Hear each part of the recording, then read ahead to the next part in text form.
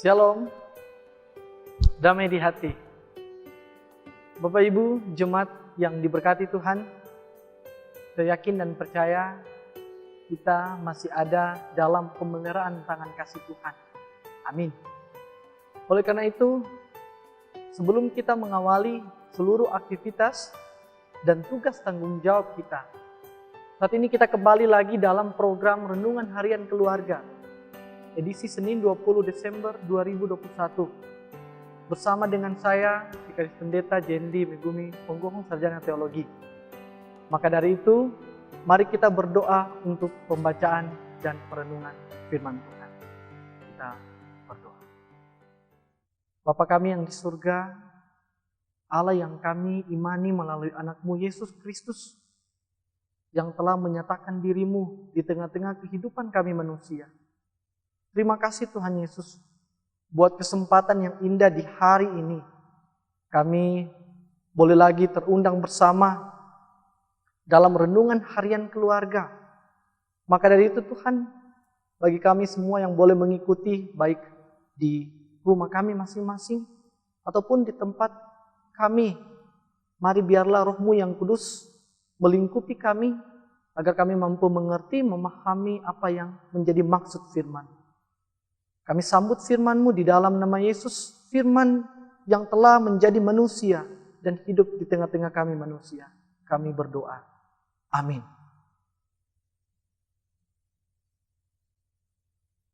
Kita akan membaca firman Tuhan yang terdapat dalam Injil Yohanes pasal 1, ayat 1 hingga ayatnya yang ketiga.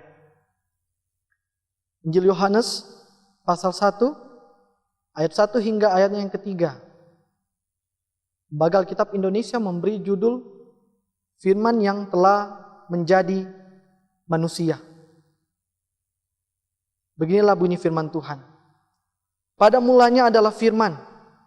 Firman itu bersama-sama dengan Allah. Dan firman itu adalah Allah.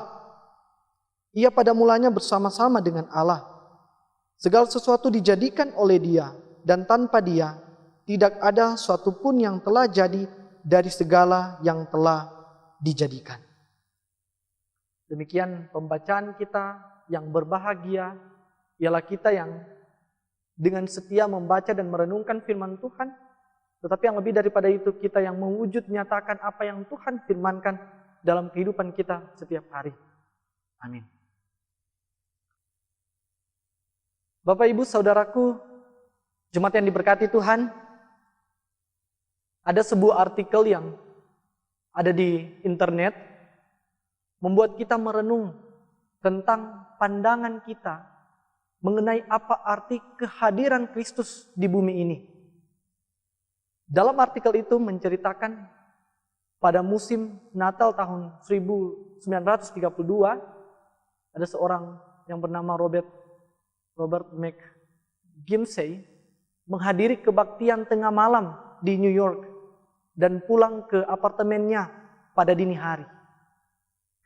Ketika tiba di blok terakhir atau sebuah lorong, ia melewati pintu yang terbuka dari sebuah klub di mana sekumpulan orang berseru, bersumpah dan menyanyi.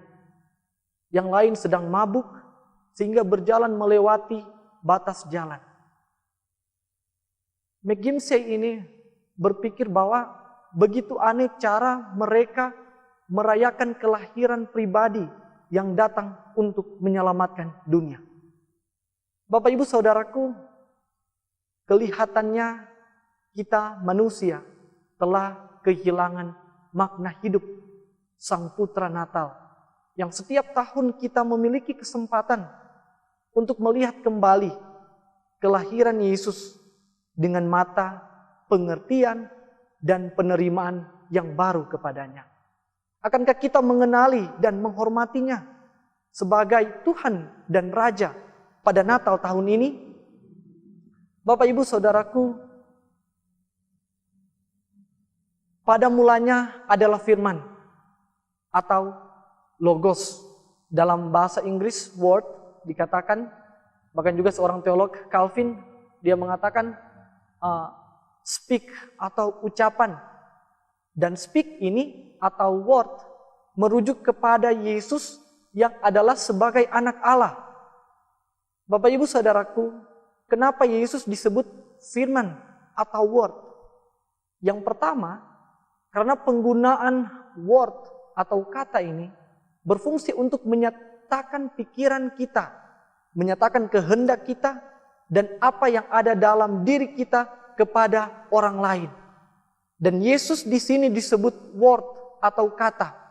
Karena Yesus menyatakan Allah, menyatakan pikiran Allah, menyatakan kehendak Allah kepada kita manusia. Bisa kita lihat dalam ayatnya yang ke-18, bahkan juga ada dalam Matius 11 ayat 27, Ibrani 1 ayat 1. Mengapa Yesus disebut firman atau word? Yang kedua, karena Yesus merupakan subjek utama dari kitab suci yang merupakan firman yang tertulis.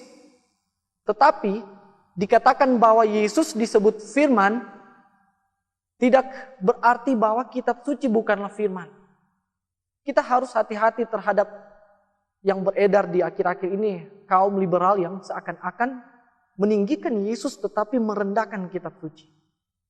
Bapak Ibu Saudaraku, kitab suci disebut firman karena kitab suci ini menuliskan tentang Yesus yang adalah firman yang hidup.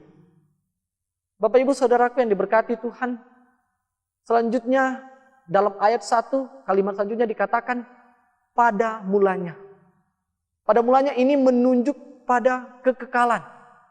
Jadi ayat 1 ini menunjukkan kekekalan dari Yesus. Yesus sudah ada sebelum inkarnasi atau sebelum ia menjelma menjadi manusia. Seperti yang dibicarakan dalam ayat 14. Bahkan ia sudah ada sebelum penciptaan seperti yang dibicarakan dalam ayat 3. Firman itu bersama-sama dengan Allah. Ini adalah kalimat selanjutnya dalam ayat 1. Yesus sebelum inkarnasi, sebelum dia menjadi manusia, sudahlah merupakan seorang pribadi. Kata-kata yang diterjemahkan bersama-sama dengan Allah dalam bahasa Yunaninya adalah prostonteon, yang secara hurufiah berarti berhadapan muka dengan Allah. Dan ini menunjukkan bahwa Yesus dan Allah adalah dua pribadi yang berhadapan. Oleh karena itu, kita umat Kristen percaya Tritunggal. Sekalipun Bapa, Anak, atau yang disebut Yesus dan Roh Kudus adalah tiga pribadi yang berbeda, tetapi kita tetap mempunyai hanya satu Allah, bukan tiga Allah. Tetapi kita bukan mempunyai Allah yang tunggal secara mutlak, karena Allah yang satu itu mempunyai tiga pribadi. Itulah iman kita orang Kristen. Selanjutnya dalam ayat 1, masih ayat 1, kalimat selanjutnya dikatakan firman itu adalah Allah. Bapak Ibu Saudaraku, tadi Yohanes membedakan Yesus atau firman dari Allah. Maka sekarang supaya Yesus atau firman itu tidak dianggap sebagai sesuatu atau seseorang yang lebih rendah dari Allah, Yohanes selalu menambahkan bahwa firman itu adalah Allah. Bapak Ibu Saudaraku, ayat ini menunjukkan secara jelas bahwa Yesus adalah Allah yang adalah sumber segala sesuatu. Yohanes 1 ayat 3 di sana dikatakan segala sesuatu dijadikan oleh Dia dan tanpa Dia tidak ada sesuatu pun yang telah jadi dan segala yang telah dijadikan.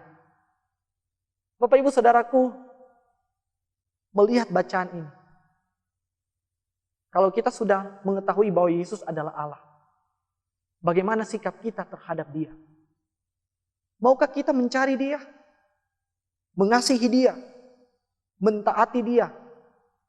Melayani Dia, meninggikan Dia, bahkan memuliakan dan mengutamakan Dia di atas segala sesuatu? Sebagai keluarga Kristen, Yesus adalah Allah yang kita kenal, yang sudah ada dari awalnya, yang berpengapa dengan dunia ini. Janganlah kita meragukan kuasanya dalam kehidupan kita, karena Dia Allah yang tetap sama, yang identitasnya jelas, dan telah memperkenalkan diri bagi umatnya. bahkan telah berkorban bagi saya dan juga bagi Bapak Ibu sekalian. Di masa pandemi ini, keluarga Kristen harus bersandar dan berharap kepadanya. Karena sudah terbukti Dialah Allah tempat pertolongan kita. Bapak Ibu saudaraku yang diberkati Tuhan. Apapun yang kita miliki di dunia ini, kehidupan yang kita jalani adalah anugerah dari Tuhan. Dia yang menjadikan segala sesuatu yang ada di dunia ini. Apakah yang bisa kita banggakan? Tidak ada. Selain mengagungkan Dia yang mempunyai segala sesuatu. Sebagai keluarga Kristen, sekalipun berhadapan dengan masalah sulit, pergumulan, dan ketidakpastian sebagai realita yang harus kita hadapi, kita percaya di dalam Allah ada damai sejahtera. Ada kebahagiaan, jalan keluar, dan kesehatan. Amin.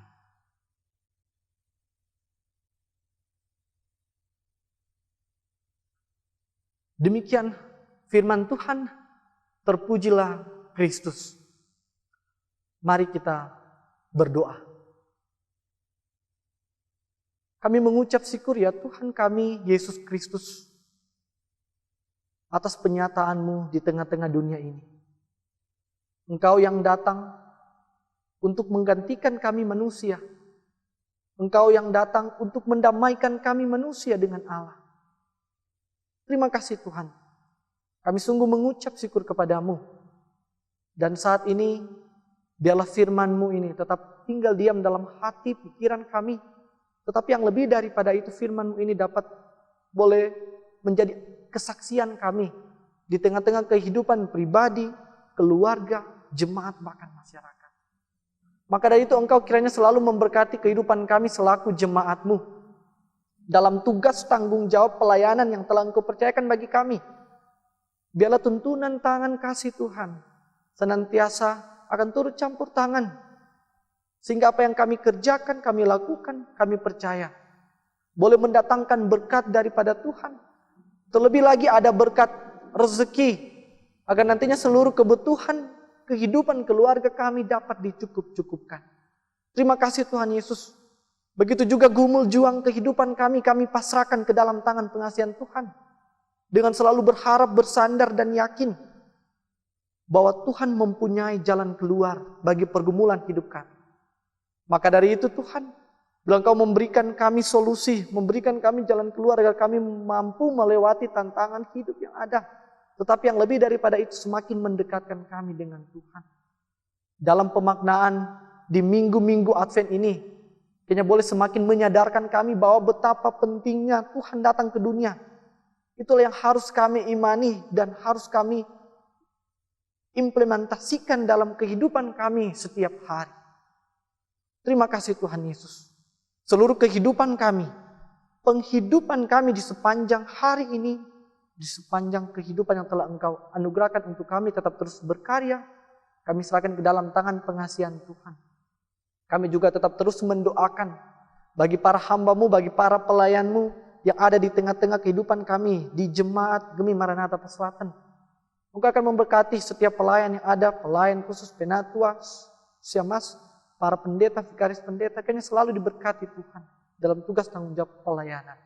Begitu juga tim multimedia Gemi Maranatha Selatan, Engkau memberkati dalam kehidupan mereka, dalam tugas tanggung jawab mereka. Pemberian diri dalam pelayanan, biarlah kami percaya Tuhan memperhitungkan itu semua. Bapa di surga, ini yang menjadi doa, permohonan, ucapan syukur kami, yang kami bawa hanya di dalam nama Yesus, yang adalah Tuhan dan Juru Selamat kami yang hidup. Kami berdoa sambil tetap terus kami mengucap syukur kepadamu. Haleluya. Amin.